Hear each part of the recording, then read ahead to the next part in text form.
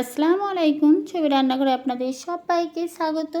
আজকে আমি শুকনো চালের গুঁড়ো দিয়ে কিভাবে নরম তুলতুলে ভাপা পিঠা বানানো যায় সেটাই আপনাদের সঙ্গে শেয়ার করব।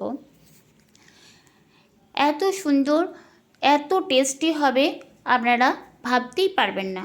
চলুন কিভাবে বানাই এই ভাপা পিঠাগুলো সেটা শেয়ার করব। ভাপা পিঠা বানানোর জন্য আমি এখানে শুকনো চালের গুঁড়ো নিয়েছি। দেব পরিমাণ মতো লবণ। লবণটা চালের গুঁড়োর মধ্যে ভালোভাবে মিশিয়ে নেব। এই চালের গুঁড়োটা কি চালের গুঁড়ো সেটাই আপনাদের সঙ্গে শেয়ার করব। এখন অল্প অল্প নর্মাল টেম্পারেচারে থাকা জল দিয়ে আমি চালের গুঁড়োটা মেখে নেব। খুব ভালোভাবে মেখে নেব। যেহেতু শুকনো আছে আপনারা চালের গুঁড়োটা ঠিক এইভাবে অল্প অল্প জল দিয়ে মেখে নেবেন। বেশি জল একসঙ্গে দিলে হবে না। আর ঠিক এইভাবে ঝরঝরে করে চালের গুঁড়োটা মেখে নিতে হবে। আর এই চালের গুঁড়োটা শুকনো যেহেতু আপনারা যদি 10 মিনিট রেখে দেন ভালো হবে, 5 মিনিট রেখে দিলেও ঠিক ভালো হবে।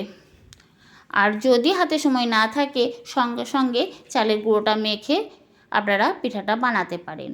আর এখানে আমি নিয়েছি 1 ভাপা চালের গুঁড়ো। 1 ভাপা চালের গুঁড়ো যদি আপনাদের বাড়িতে না থাকে তাহলে অর্ধেক আতপ চাল অর্ধেক সেদ্ধ চাল একসঙ্গে মিশিয়ে চালের গুঁড়ো বানিয়ে নেবেন। ঠিক এরকম মাখাটা হয়েছে। এখন নিয়েছি খেজুর গুড়ের নবাত। অন্য একটা পাত্রের মধ্যে এই যে একটা নেট চালনা, আপনাদের বাড়িতে যে প্লাস্টিকের ঝাঁপিগুলো পাওয়া যায় ওর মধ্যেও চেলে নেওয়া হবে। আমি এই যে চালের গুঁড়োটা এভাবে চেলে নিয়েছি, ঠিক দেখে মনে হবে সুজি। ভাপা পিঠাটা বানানোর জন্য আমি একটা পাত্রে একটা বাটি নিয়েছি। আপনাদের যেরকম জায়গাতে বানাবেন সেরকমই নেবেন। কিছুটা চালের গুঁড়ো দিয়ে তারপরে গুড় দিয়ে নবাত গুড় ভেঙে দিয়েছি। তারপর আবার চালের গুঁড়ো দিয়ে আবার তার উপরে নবাত গুড় এভাবে দিয়ে নিয়েছি। পুরোটা চালের গুঁড়ো দিয়ে ঠিক এইভাবে বানিয়ে নেব। এই দেখুন, পরিষ্কার কাপড় ভিজিয়ে ঢাকা দিয়ে এখন গ্যাসের ওভেনে আমি একটা ছোট্ট ঘটি বসিয়েছি, ওর মধ্যে জল দিয়েছি, জলটা ফুটে গেছে। এখন ভিজে কাপড় জড়ানো ওই পিঠাটা হাঁড়ির মুখে দেব। ওই ঘটিটার মুখে আমি যে পেয়ালাটায় বসিয়েছি সেটা তুলে নিয়েছি। ওপর থেকে একটা বড় সাইজের স্টিলের বাটি ঢাকা দিয়ে নিয়েছি। ওইদিকে পিঠাটা হবে, এদিকে আর একটা পিঠা আমি ঠিক একইভাবে বানিয়ে নিচ্ছি।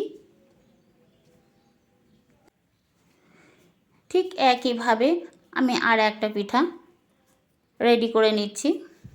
এদিকে স্টিলের বাটিটা তুলে দেখছি বন্ধুরা, জল হাত দিয়ে দেখলে বোঝা যাবে পিঠাটা হয়ে গেছে।